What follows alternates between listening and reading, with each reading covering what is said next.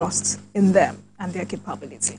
All right, let's move on, everyone. With a refining capability or capacity of 650,000 barrels per day, making it Africa's largest oil refinery, the $19 billion Dangote refinery can be likened to a national asset that demands national protection. Amid the crisis facing the company, the Speaker of the House of Representatives, Tajudeen Abbas, said lawmakers are committed to addressing issues surrounding the full takeoff of the refinery. The Speaker said this when he led the leadership of the House on a familiarization visit to the refinery on Saturday. Speaking after they were conducted round the facility by the president of the Dangote Group, Aliko Dangote, Abbas noted that it was part of efforts to support key industries in the country. Meanwhile, Nigerians are calling for the removal of the Chief Executive Officer of the Nigerian Midstream and Downstream Petroleum Authority, Farouk Ahmed, over his comments that products from the refinery are inferior to imported ones. They accused Ahmed of trying to demarket the refinery for selfish agenda. Babajide was one of the journalists who recently visited the refinery for a tour of the facilities. Let's share that with you.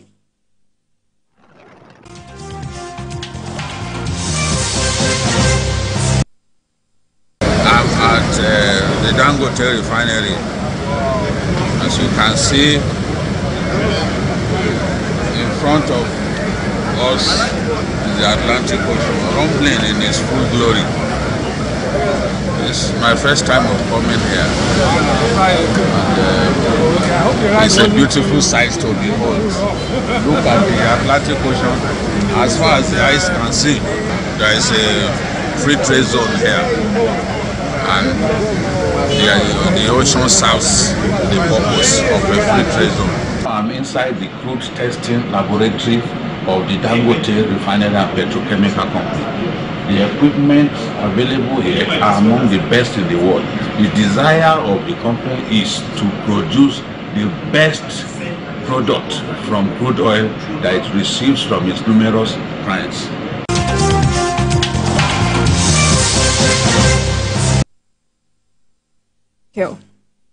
How do you react to this? You see, if you have not visited Dangote Refinery, it's impossible for anyone to tell you a complete story. It's just not possible. You have to visit the place. Dangote Refinery is 7 times the size of Victoria Island. Wow. 7 times. And driving around the refinery will take you a whole day. Really? Yes. Just driving around, seeing things. No, this is the port. He built the port. Now, this is inside the fertilizer blending plant. I hope we can go back to that. He built a port inside the refinery to take care. This is granulated urea fertilizer. Wow. You know, is fertilizer plant. This is fertilizer equipment. Okay. It's not refinery. This one you are seeing, as big as it is. All this one you are seeing are part of the fertilizer facility. So this one now, what you are seeing on your screen, is the crude testing laboratory. Crude testing. Yes, there is no refinery in Nigeria that has this. This is a fact. Wow. So this is for him to be able to test the crude that he receives, whether they are good enough. There's another place, that one is for gas. It's just like this. So whatever comes to him, he's able to test to be sure that it is of high standard.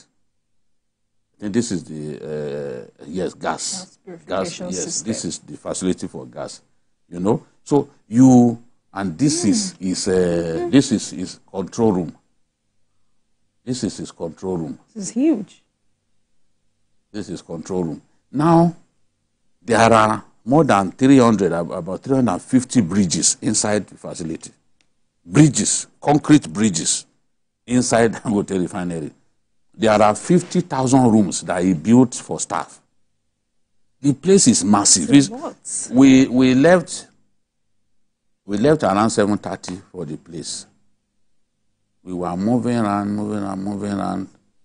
It was around 6 p.m. that we were able to go and eat.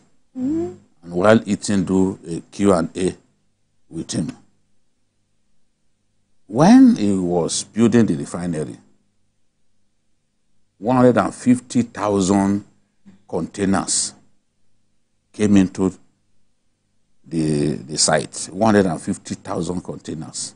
So he knew that given the volume of equipment that will be coming in, he has no choice but to build his own port. So he built a port there where he can receive cargo and all that. And already he is producing diesel for export, producing Jet A1, which is aviation fuel for export. He showed us the terminal. You know, you see that place where they showed the speaker and other people, that deck, those huge pipes. When the product comes in through the Atlantic Ocean, because the Atlantic Ocean is behind them. You know, if it was my own video, you would have seen the Atlantic Ocean. These are huge pipes that the crude oil comes in. When I heard that he has not been given license to produce, but he's already exporting. He's already selling aviation fuel to our airlines. The airlines are buying aviation fuel from him, and you are saying he has not been licensed. He is exporting diesel already. He is receiving crude from Brazil, from the US, and producing from the crude. He is producing diesel and Jet A1. And you are saying he has not been licensed. Somebody is already making money, selling Jet A1 directly. Look at the pipe. See how big the pipe is. Selling, that's the Atlantic. So the picture is not as clear as the one that I had. So what I see is an attempt to simply demarket Dangote. Dangote is not a saint. Even if he tells me it's not a saint, it's a saint, I will not agree. But we cannot have this kind of refinery and now tell ourselves that all that we need to do is simply, look at the pipes, is simply to be bringing in petroleum product. By doing that, we are boosting the economies of other lands. You go and receive, without shame, a country that is one of the biggest producers of crude oil in the world. Are we not ashamed that Dangote is going to Brazil to get crude oil to use in his refinery? Are we not ashamed? Somebody will stand before Nigerians and say, oh, the diesel that Dangote is producing is of inferior quality. Okay, the people that Dangote has been sending diesel to is foreign clients, or the Nigerian airlines who are already buying Jet A1 from him. Haven't complained about it. Did they complain? Where did we read? How can somebody have... I showed those equipment in the laboratory. How can somebody have all of that and he will still be producing dirty? The whole idea is for him to be able to ensure that he gets crude oil of the highest quality. So if he puts the testing facility in place, how can you be talking about, oh, what he has is not good enough? From the same people who brought dirty petrol into our country and damaged people's cars. The same people. The man who was complaining is supposed to be the regulator. Where were they when they imported, when NMPC and his agents brought dirty? Just look at this equipment. This is here. I challenge the DPR. They've changed their name to something longer now. I challenge them to show us their own testing equipment, their own laboratory. Let them show us. Let us compare to what the man has. Abi? It's just sometimes, sometimes about Nigeria, you will struggle to not give up. How can we have a situation like this that we cannot? They've been telling us that our refinery will be ready. Up to this time. You've given us another date. And it says so much about our integrity, not just as a nation, but the leaders in that sector. It diminishes their integrity. They don't know it. If they tell Nigerians that, oh, this, the refinery will start working from so time, and we don't see anything. That time passes, you have no shame, you are coming out to give us another timeline. Our national pride is bruised as a result. How can we not trust our leaders? And people are still keeping their jobs. This nonsense is going on. People are still keeping their jobs. We are not doing anything about them. And they are the ones who will come and say a refinery is 45%. 45% was already exporting crude. Why? Now, in the coming days, we are going to get, because the diesel from Dangote, the diesel from some other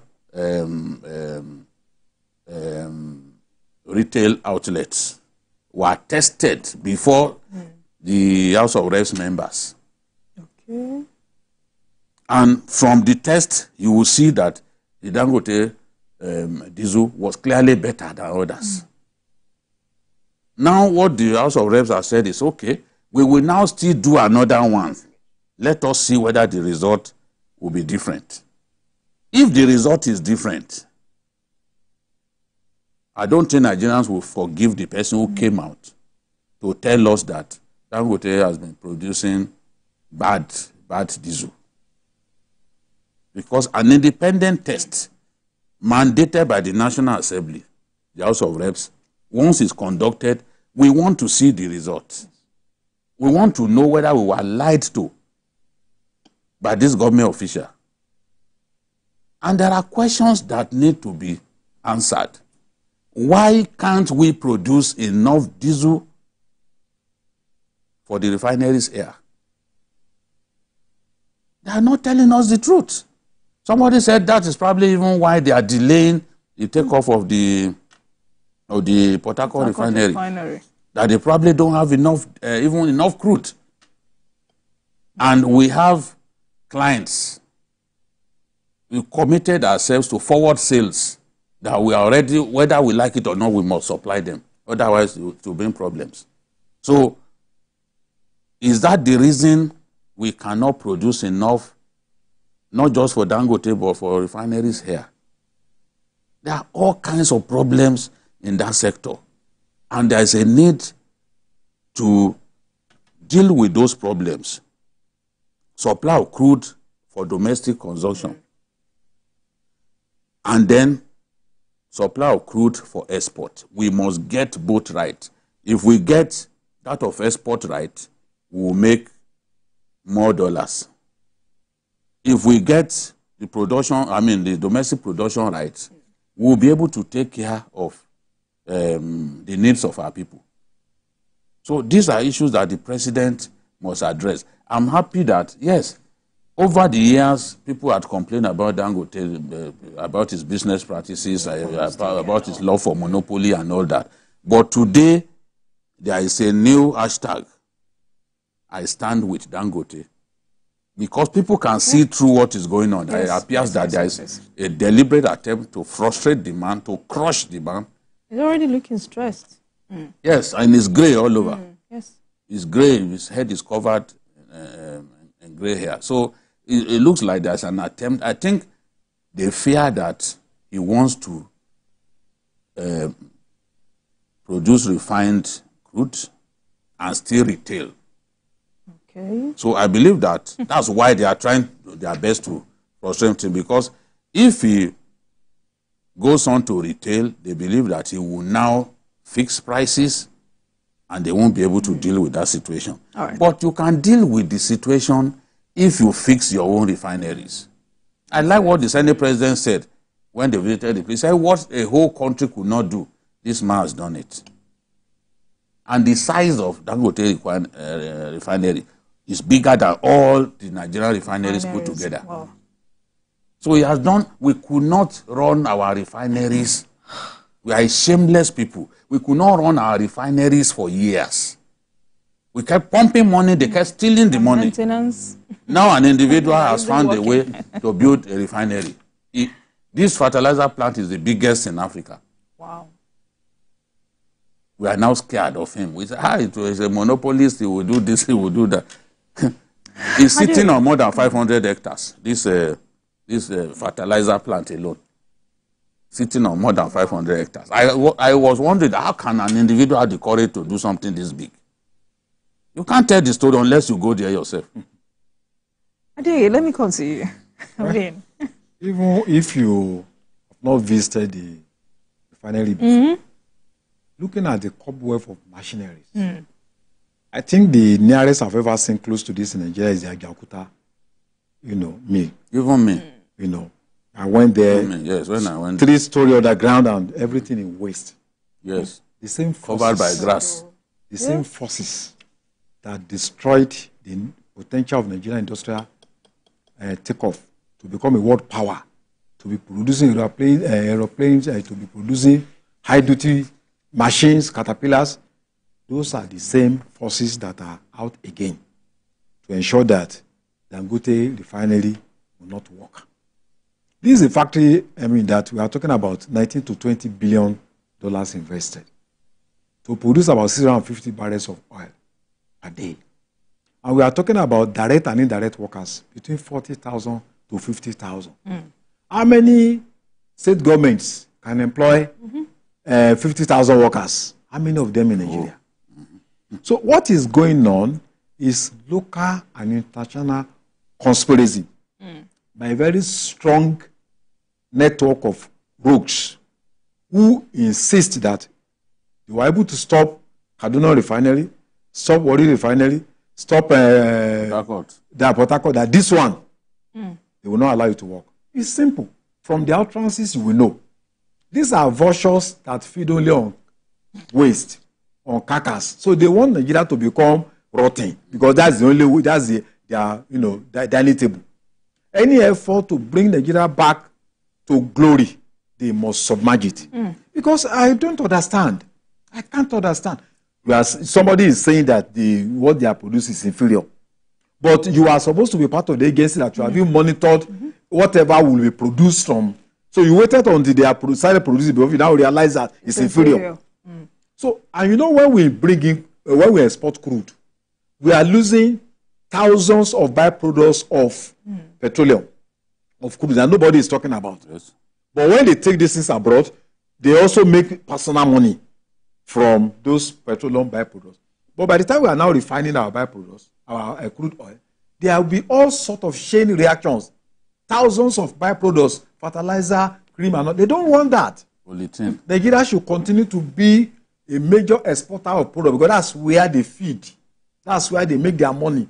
We are talking about politicians and individuals who are building houses in Dubai and all that. This man has decided to invest in a lifelong project, and all you want to do is to frustrate him. Now, if you can frustrate somebody like Dangote at this high level, given his family background, you can imagine how many small businesses that are suffering frustration, that have been stifled out of business by cartels, by rogues, by crooks who dominate strategic aspects of our economy. So I think this is quite ridiculous. But I think we should take this struggle as our own struggle. We should own the process. Nigerians, we must stand up to back Dangote and to confront this evil empire that they should allow Nigeria to breathe. We must take it up. If it means organizing rallies and all that, we must have a data of the names of these elements and ensure that something is done. So sanitize the oil sector. If they are saying that the man is a monopolist, the biggest monopolist is actually NMPC. Of course. They are the ones directly importing all of what we consume as PMS. And they have 4 refineries. And you can't maintain 4 refineries, 2 in Port Harcourt, 1 in Warri, 1 in Kaduna. You can't maintain them. If you can maintain your refineries, what will Dangote's single refinery do? So they are the real monopolists. Because if you keep those refineries running, the cost of PMS will come down because freight costs will have been removed. Cost of insurance, before shipment happens, will also go. So the landing cost will be lower than what it is currently. And it's been ascertained, it's been confirmed that 1/3 of our forest needs goes to importing PMS. So if we take away that, if we take away the need to import PMS, we'll be able to save foreign exchange, and that foreign exchange that we earn, because we too should be in position to even export refined crude. We'll make more money from export, and we'll be able to supply our forest market with it.